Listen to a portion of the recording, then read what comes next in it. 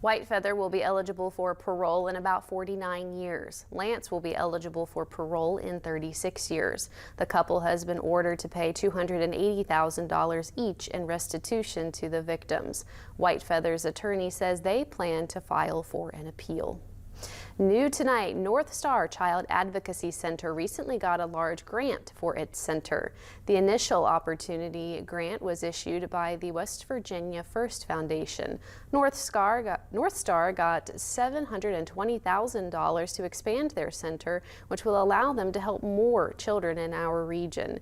Greg Collins, the executive director of North Star, says he hopes the members of the foundation will understand the impact North Star has on the community. You can think you know what we do.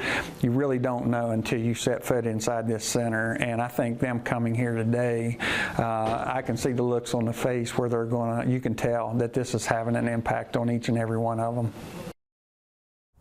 For more information about North Star and the initial opportunity grant, you can head over to WTAP.com.